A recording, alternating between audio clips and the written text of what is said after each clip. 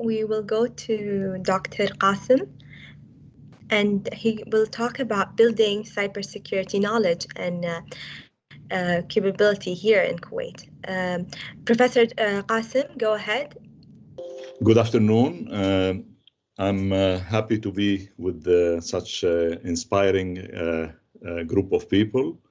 I'm Kassem Saleh, a professor at the Department of Information Science at Kuwait University. My talk is for sure has the educational flavor, building cybersecurity knowledge and capabilities in Kuwait. I'm going to briefly go over models for assessing cybersecurity maturity level and readiness, and I will talk about the basic requirements for building cybersecurity knowledge and capabilities. We'll talk about investing in the human capital, awareness, certification, and education, and we'll talk about our modest contribution here at Kuwait University now and the plan for the future. And then we'll say what is next and where can we go from where we are now. There are four models that are well known in the on the arena for the assessment of cybersecurity maturity levels and readiness. I can group them in two. One is for at the national level, building cybersecurity maturity at the national level, and we have the one by ITU, the International Telecommunication Union, which is the Global Cybersecurity Index. And we could see here it started in 2015, then they have a report in 2018, and there is an expected assessment out soon at the end of the month in June 2021. There is also the cybersecurity capacity maturity model, which was mentioned by our colleague in CITRA, which is also for the national level. And that is, they have a revised model with all the assessment mechanisms that was published in 2021 recently. At the organizational level, we have two models to assess the readiness of organizations and maybe institutions related to resilience. So we have the resilience management model, which is by CERT at the Carnegie Mellon University in 2016, and they have a revised one also in 2020. There is also the Spanish here effort on assessing cyber resilience improvement indicators, and that is also a revised model, which is in 2020. In red, we see here the naming of the educational aspect and the training aspect, the human capacity building aspect.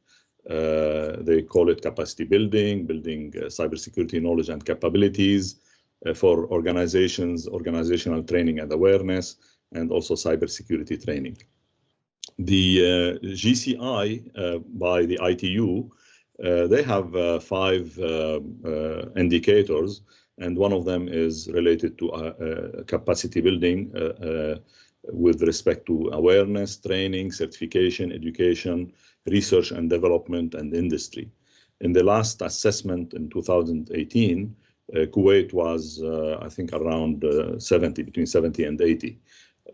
Saudi Arabia is doing very well regionally, and there is, something to be done to improve this index at the national level in Kuwait. The other model is, again, a national model for assessing and for measuring the maturity. And that is very important because using this type of model, you can find out the gap, and you can find out the necessary steps you need to take to improve your maturity. It goes from level 1 to level 5. And I think, again, we have listened that Kuwait is just at the beginning, and there is lots of things to be done to improve. Again, here we have the 5 dimensions. The third dimension is on building cybersecurity knowledge and capabilities related to awareness, education, training, and research and innovation and development. What we see in common between these two, first is that security is not only technical. In fact, security is, and improving security and maturing in security require a lot of human and organizational interventions.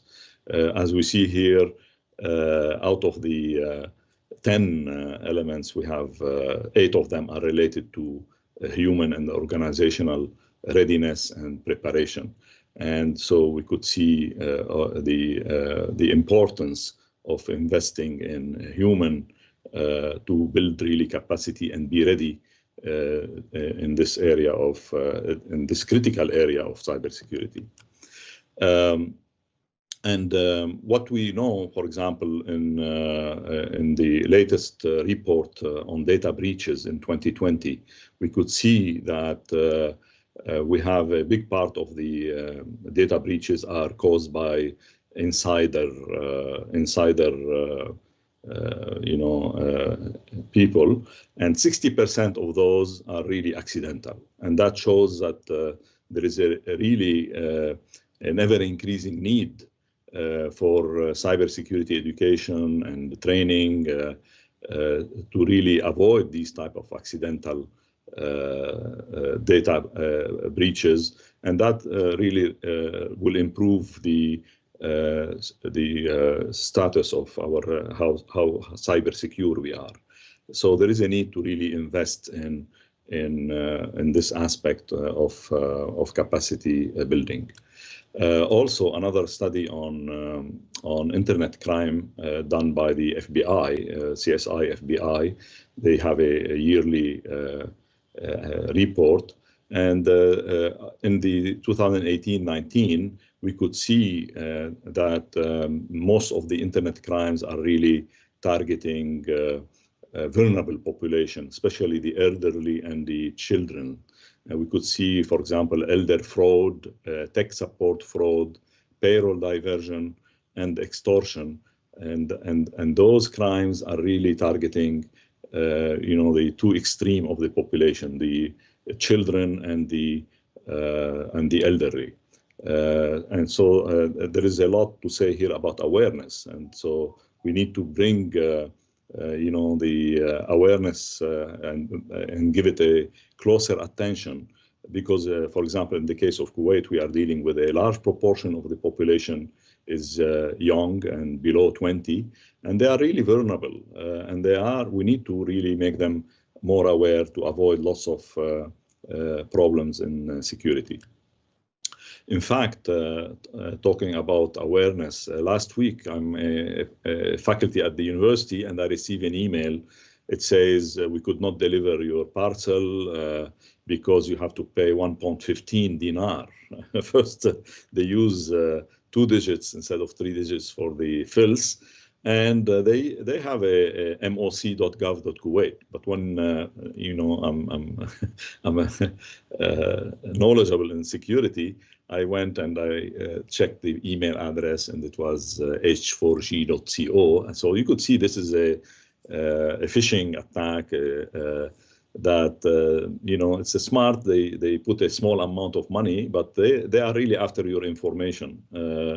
I brought this to the attention of the Information System Center at the university, and I think they are aware. I mean, it looks like we have received many emails from them alarming about potential things like this, but this is really last week, and it is happening. So you imagine if an elderly person with less literacy on cyber and cybersecurity, they would really fall for this, especially because it is also attractive. I mean, it's only 1.15 KD plus you get a parcel. You are wondering from where this parcel comes. Let me talk about the elements of building cybersecurity knowledge and capabilities, and that is at the national level, and that's coming by aggregating those 2 models. One, we need to build cybersecurity awareness, public cybersecurity awareness campaigns. I would like to see billboards. We never saw billboards in Kuwait other than McDonald's and Kentucky. We really need to see something related to cybersecurity. It is eye-catching, raising. We need to see dedicated websites for the children, for the adults, for the elderly, to really help them, and increase their literacy in cybersecurity. We need support and promotion of certification in standards, certification in cybersecurity for professionals. They could be, we know some of them are expensive. They could be subsidized by the government, and that is part of building capacity at the national level. We need also encouragement and support and promotion of professional training, make them affordable. That will really also contribute to increase readiness. And again, in my domain, we need educational program and academic curriculums. We know in Kuwait there is no, as far as I know, there is no bachelor degree in cybersecurity or anything closer to a bachelor degree. We have, sporadic efforts here and there, courses here and there, maybe optional, not mandatory, but we really need to see those things visible, and I'll talk about this aspect in a moment. We need to build research, innovation, and development programs, encouraged, subsidized by the government, supervised by the government. The government is the main stakeholder in providing, the support. So we need to build this, and by building this, we hope ultimately to build a homegrown cybersecurity industry by having encouragement and incentives from the government, by providing facilities, by providing training, by providing financial support. That really will help in sustaining cybersecurity, in having cybersecurity software, for example, homegrown, so we don't rely on, and then that will really increase the national security. Now, definitely collaboration with within and with the outside world would really help in building such a thing. And that is, maybe in the long term and maybe in the, very optimistic view of maturity. As I mentioned, investing in human capital is key to increase your maturity or our maturity in terms of cybersecurity. Investing in human capital is preventive and deterrent in nature. We will be preventing lots of unintentional harms by unskilled employee, by unaware citizen. So we really need to be preventive, to be deterrent, so that we can, have a higher return on investment. The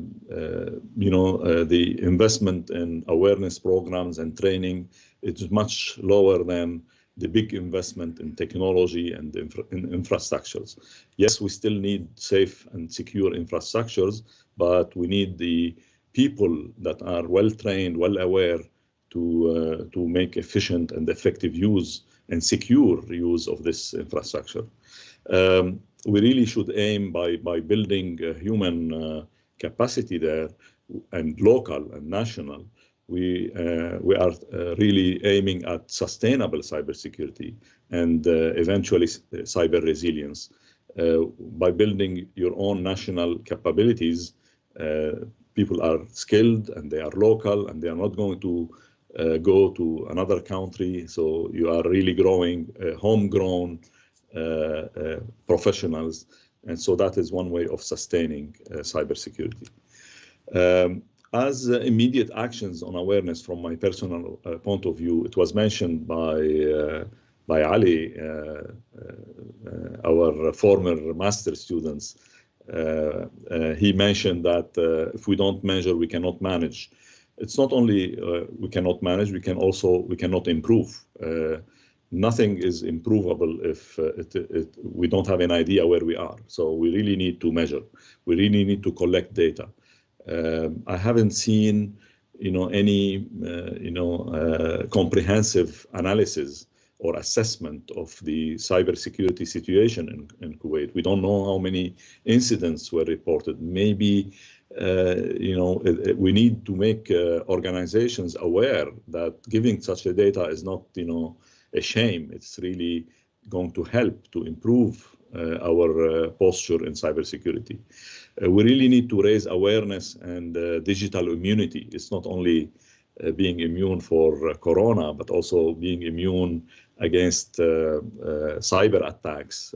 So we really need the digital immune citizen, the cyber ready citizen.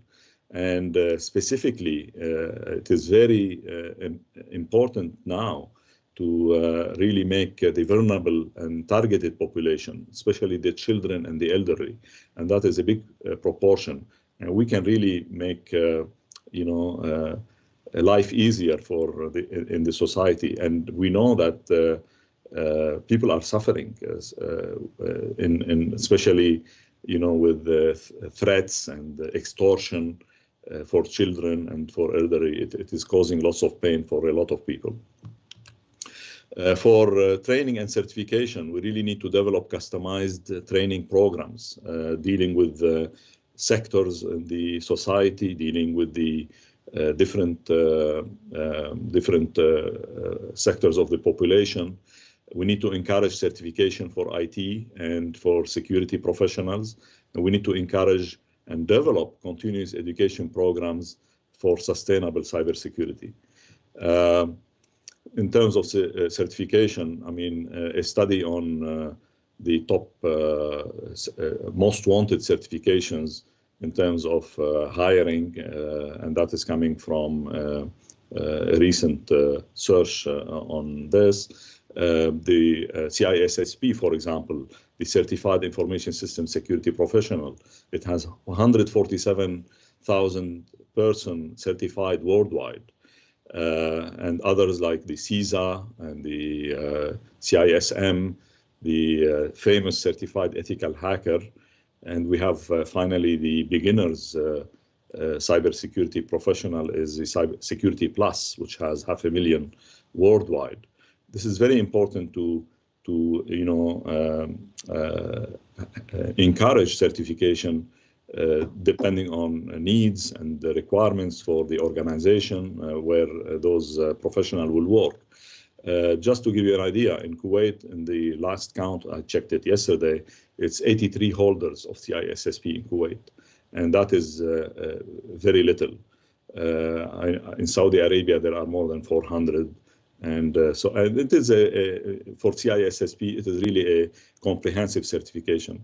I'm happy that I have been able to maintain my certification here, which I obtained in 2005. It's a very elaborate certification requiring 6 hours exam plus experience. What is good about it, it is even for beginners without the experience, you can get an associate of this certification. And so once you have the associate, it really puts you on track. You need a few years of experience and you get the full certification. In terms of education programs and curriculum development, now we know that cybersecurity is part of the computing curricula. There were 5 computing programs that are accredited and recognized as professions with clear,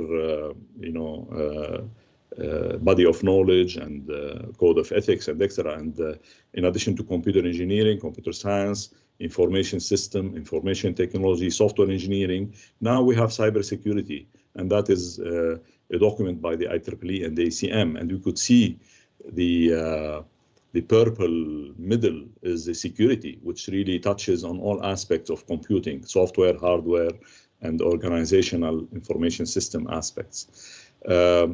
The security now, it's a profession. It has a body of knowledge, code of ethics. It has lots of professional organizations and lots of professional certifications. And eventually in Kuwait, we'll have professional registrations recognized as professionals with the particular organizations. as the body of knowledge, the ACM, IEEE, and IFIP, and the Association for Information Systems, they have worked very diligently and hard. Is a very huge collaborative effort that led to the development of what they think are the knowledge areas that should be in cybersecurity. This is a very large document, about 150 pages, which goes into the knowledge areas and the knowledge units that are there, and the learning outcomes that should be out of this particular view of the curriculum. And thank you, Dr. Kassem. Unfortunately, we have time constraint. Yes, I will mention maybe during the panel discussion. Maybe let me conclude with the last thing. What is next? We need to increase national maturity and readiness for cybersecurity to improve cyber resilience capabilities and maintainability. We need to systematically collect data and assess periodically so that we can improve. We need collaboration. This is a very huge effort that needs to be synchronized and concerted effort. Coordination among universities, CITRA, KITE, KISR, KFAS, NGOs, media. It is not a one-man show here. It is not one organization show. Universities should play an active role in bridging the gap. We can contribute a lot to awareness programs, to training, to education, and to research and development. Government also should support and facilitate efforts to help mature as soon as possible, increase our level of maturity. And that is really a way to really meet the requirements and the implementation requirements for Vision 2030, Kuwait Vision 2035. Thank you for listening, and I'm happy to have joined this wonderful event. Thank you very much.